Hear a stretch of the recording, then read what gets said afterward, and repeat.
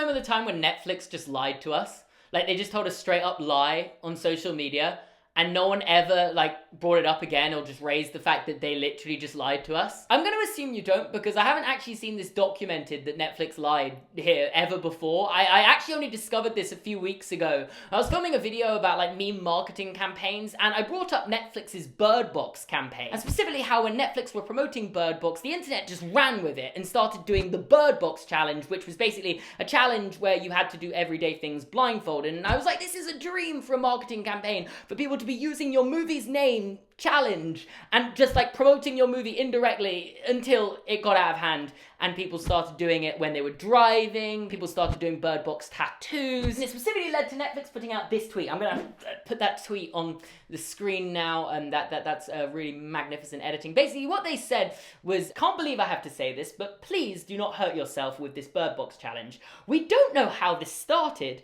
and we appreciate the love, but boy and girl have just one wish for 2019, and it is that you not end up in hospital due to memes. And I'm not making this entire video to analyze this tweet, but I find so many things about this tweet to be so interesting. Firstly, just to start, why do they say, can't believe I have to say this? It's like, well, what's going on? I know there's a person specifically writing this tweet, but you're a company. You're meant to like be like a conglomerate, not Mr. Netflix himself. Not to have an entire segment in this video about pronouns, but I just think we would have made more sense. Like, it felt like we're coming from the Netflix company, you know? Can't believe we have to say this. Okay, minor thing, it's a PR statement. There was probably a meeting about this and multiple people agreed on what this statement was going to be, and I bet they discussed this and they obviously decided to go with I disagree, but, you know, maybe there's a reason why people like sympathize more. And the general sentiment behind the tweet is fine as well. Like, do not do anything dangerous blindfolded.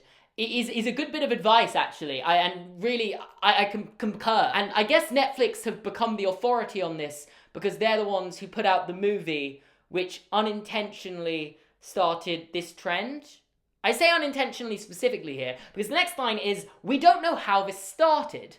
And this is the line that has blown my mind. This is why I'm saying Netflix have lied. And I don't know how they've got away with this. For 7 years, no one has ever brought this up. But they do know how this started. Netflix started the Bird Box challenge. I have complete evidence that Netflix started the Bird Box challenge. At the end of 2018, before the movie even came out, they started the Bird Box challenge themselves as a promotional campaign for the movie where they got Twitch streamers to play their favorite games blindfolded. I'm struggling to actually find the VODs of the Twitch streams, but if you just go on Twitter, you can see the evidence of the tweets that people put out over, like, promoting this. Jesse James, the Geek GG, only 1 hour remains before I take on the Netflix Bird Box challenge. I'll need you to be my eyes as I attempt to play Crash Bandicoot blindfolded. Join me on Twitch, #ad.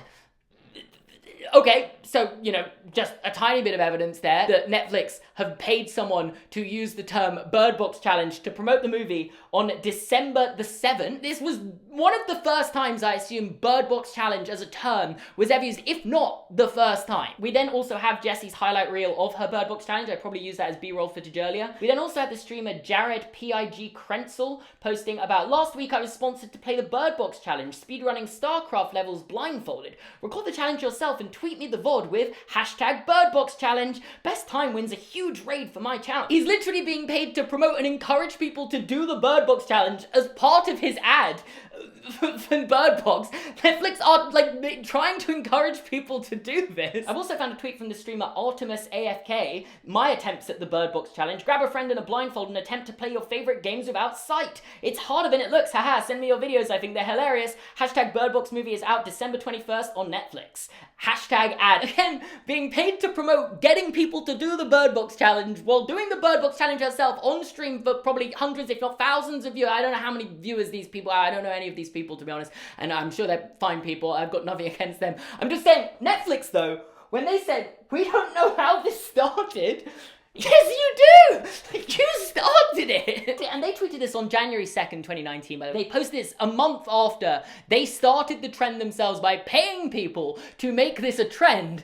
And then when it got bigger, and admittedly, it isn't Netflix's fault that people ran with it in a way they weren't intending on them to. Like, they obviously were making it as like a play your favorite games blindfolded. And then it became just do things blindfolded and make it more like dangerous, for lack of a better word. I think the success for them would have been a few people playing the game blindfolded that they didn't pay to play the game blindfolded. The success that it became was more than they could have ever imagined for this movie, and it made this movie a phenomenon that I don't think anyone expected it to become. And all in all, it doesn't really mean anything that they lie. I don't really care that much that Netflix lies. It doesn't make me want to unsubscribe to them, right? This is just a company who have miscommunicated something. I don't really care that much. But I actually wanted to make this video as a way of talking about like this era of the internet, especially around like 2018, 2019. You know, it's kind of like the early days, like the childhood of social media, it almost feels. I know at the time, it didn't feel like the childhood of social media. It felt like it was, at the time, it was the oldest social media had ever been. And you know, late 2018, early 2019 was only a few years after, in the grand scheme of things, those like early like births of social media. It's only a few years old at this stage, and looking back on it now, 7 years later, it really does feel like social media, especially with like the memes and challenges and trends that took off back then, was a bit like a misbehaving child. It was almost like we were just beginning to understand the power of the internet, and it was kind of like working out, well, what can we get away with? You know, in the way like a child who wants attention is going to try and misbehave to see, well, what can I get away with? This is my analogy, okay? And you're gonna have to live with it. And almost exactly a year before the Bird Box Challenge, there was another huge viral meme and trend that was about, which is kind of in the same vein, being the Tide Pod Challenge. I don't think it was really ever called the Tide Pod Challenge. There was just like a big meme going around where people were saying how much they wanted to eat Tide Pods, because, you know, they do look... Obviously, don't eat Tide Pods. I do need to say that, just like make sure this video doesn't get taken down. But the interesting thing about like the whole Tide Pods thing is that like Tide Pods looking like a sweet snack has actually been around for longer than the Tide Pod Challenge again has been. You know, there was an Onion article in 2015 which is like, so help me God, I'm gonna eat one of those detergent pods. There's an old College Humor video from 2017 about wanting to eat laundry pods, and this was all before the trend really took off. And to bring it back to my misbehaving little child analogy, I don't think anyone was really actually eating Tide Pods.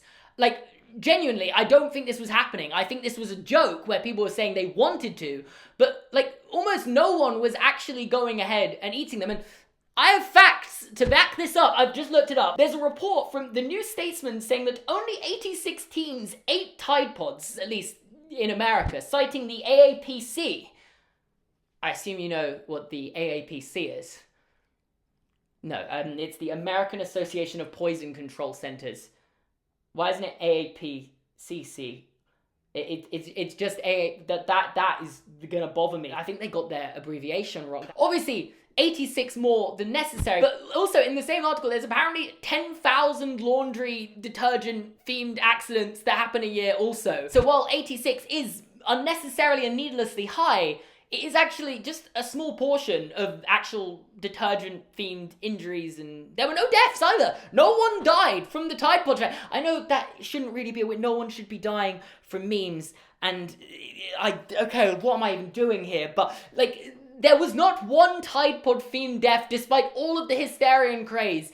And horribly, I have to say this, you'd think there would have been. I'm assuming I'm speaking to some people that weren't like there and didn't witness this happen, and like this was a massive trend. And again, I'm sorry, I went off on a bit of a tangent there, but to bring it back to the analogy about the misbehaving child, in most cases, when a child misbehaves, it's not because they're like some evil spawn of Satan. No, it's because they want attention, and most likely from their parents. And in the case of the Tide Pod Challenge, we got exactly that. There were only 86 cases of people eating Tide Pods in America. No one died. And we had the chairman of the Consumer Product Safety Commission on Good Morning America. I'm saying we, which makes it sound like I was involved. I wasn't involved in this, for what it's worth. I'm saying like the collective royal we of we, the internet, the people of the internet, the misbehaving child of the internet. Similarly with the Bird Box Challenge, we got a public tweet from Tide telling us not to eat Tide Pods, and they actually got Rob Gronkowski, the American football player, to do this video for them. Hey Gronk, is eating Tide Pods ever a good idea? No. Not even as a joke? No. Should you use Tide Pods for anything but cleaning clothes? Are you sure? What the heck is going on, people? Use Tide Pods for washing, not eating. Honestly, just watch it. That was basically just an ad for Tide. They're like using this to their advantage, and fair enough. People are like using your trademark and talking about you, and they had to like make some sort of public statement so people don't die under their name, and no one did. So it worked out, and that tweet is massive, but it has 81,000 retweets. I typed in Tide Pods to Twitter to try and find it, thinking I'd have to like scroll back to 2018 and find it. No. It was the first thing that comes up to this day. This is the most successful tweet and advertising campaign Tide will ever have. And it was all just because people decided to make a meme about wanting to eat their products. And they had to make a statement to say, don't do that, but also do use it for washing. In the same way with Bird Box and Netflix, where they were like, okay, let's stop doing the dangerous Bird Box challenge, but keep doing the Bird Box challenge, you know? It could have just been a blindfold challenge. It could have been called the blindfold challenge. You ever think about that? It was used as a way of promoting this movie. Netflix benefited off it being called the Bird Box challenge and only really got involved to say, hey, maybe we should stop once it got dangerous, as they should have, for what it's worth. But the bigger point, and again, to bring it back to my analogy, Tide and Netflix putting out these tweets didn't actually make any difference to people doing it. It wasn't like Tide making a statement or Netflix making a statement to say stop doing it, as if like the people who are actually going to drive with a blindfold on, or one of the 86 people who actually ate a Tide Pod, were not going to do it because the company decided to say, yeah, you guys shouldn't do that anymore. No, the way it stopped was when Google and Facebook got involved and just started saying, no, you can't make videos about this anymore. And the Bird Box challenge and the Tide Pod challenge got banned on YouTube and Facebook. And once that happened, well, then it was dead, because, you know, no meme lasts forever. It was probably funny for the people who found it really funny for a few weeks, and then by the time they got to banning it, it had kind of already gone out, and they were like, yeah, well, we don't want to do this anyway. Again, kind of like the misbehaving little child. You know, once you get told off for doing something and they get told you never do that again, you're like, I wasn't planning on doing that again because I've already done it and I got away with it. So, yeah. Anyway, I hope you enjoyed this video. It's kind of fun to look back at the internet 7 years ago, and I guess by that logic, we're kind of like in our like teen angsty stage now, where everyone is aware of what rage baiting is, and it's seemingly all we do. And I don't feel like the big trends like the Bird Box challenge and the Tide Pod challenge really go viral in the same way as they used to anymore, you know? Anyway, thanks for watching this video. Leave a like and subscribe and hype this video, and yeah, I'll see you next time.